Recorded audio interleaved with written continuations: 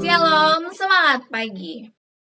Saya ingin berbagi hal yang kami syukuri kepada Anda. Jadi beberapa hari ini kami saling tukar cerita dan saya mengajak suami saya untuk berbagi hal yang dia syukuri. Kami rencanakan agar ini boleh berlangsung dari hari ke hari.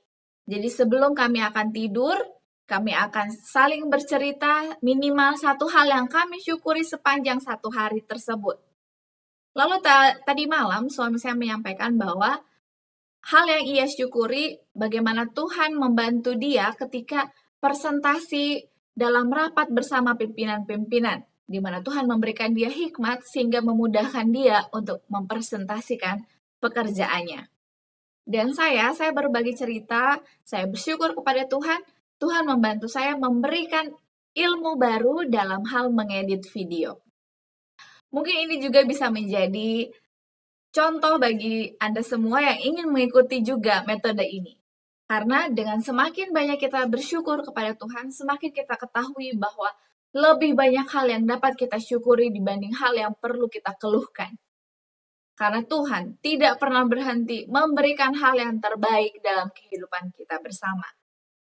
Baiklah, judul bacaan renungan pagi kita hari ini tanggal 6 Februari ialah Dalam Rumah Tangga.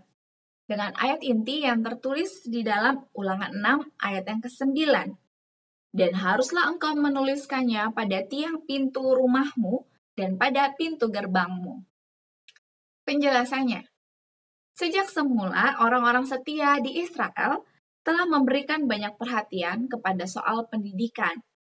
Tuhan telah memberikan petunjuk agar anak-anak sejak dari masa bayi harus diajarkan tentang kebajikannya dan kebesarannya. Teristimewa sebagaimana dinyatakan dalam hukumnya dan ditunjukkan dalam sejarah bangsa Israel. Oleh nyanyian dan doa dan pelajaran-pelajaran dari Alkitab disesuaikan kepada pikiran yang sedang terbuka, para ayah dan ibu harus mengajar anak-anak mereka bahwa hukum Allah itulah suatu pernyataan tabiatnya, dan bahwa ketika mereka menerima prinsip-prinsip hukum itu ke dalam hati, peta Allah dilukiskan pada pikiran dan jiwa. Kalau bagi Musa, penting untuk menjelaskan hukum-hukum itu dalam nyanyian kudus, agar ketika mereka berjalan di padang belantara, anak-anak dapat belajar menyanyikan hukum itu ayat demi ayat.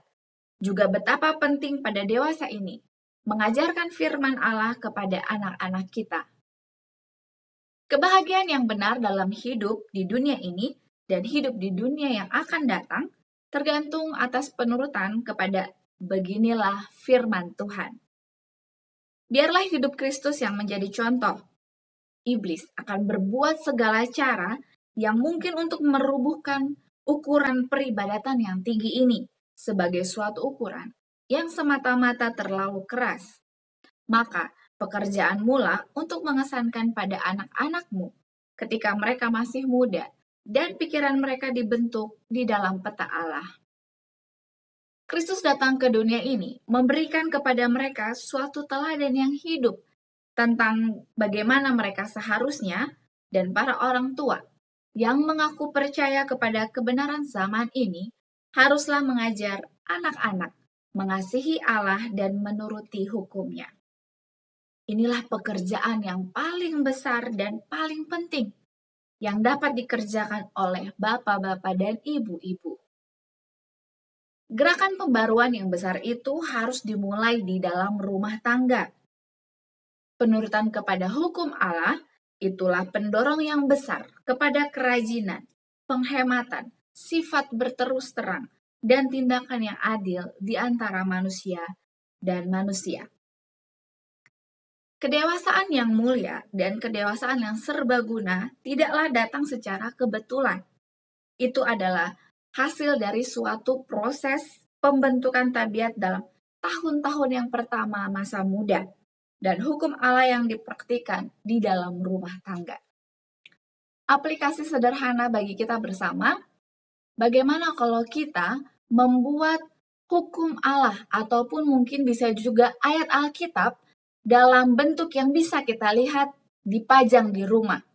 Bisa jadi kita membuat tulisan ayat Alkitab atau hukum Allah di atas karton, ataupun mungkin juga lebih mudah kita bisa mengajak anak-anak untuk membuatnya. Lalu kita akan tempelkan di dinding yang mudah kita lihat. Ataupun juga kita bisa pergi ke toko-toko Kristen dan mencari yang dapat cocok untuk kita tempel di rumah kita. Karena dengan terus melihat dan melihat dari waktu ke waktu mengenai firman Tuhan, itu akan terus mengingatkan kita bagaimana Tuhan yang kita sembah itu sungguh luar biasa, dan kita sebagai umatnya harus menuruti perintah dan hukumnya. Slogan kita, awali hari ini dengan renungan pagi. Kita akan terus berdoa, tiada hari tanpa doa.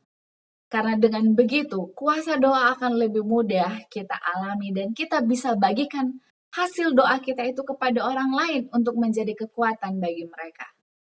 Jika ada hal yang ingin Anda sampaikan untuk sama-sama kita doakan, Anda boleh menuliskannya di kolom komentar di bawah ini, dan saya akan turut menjadi sahabat doa Anda agar Anda tidak berdoa sendirian. Terima kasih banyak, kita akan berjumpa lagi esok hari. Sampai jumpa, Tuhan memberkati.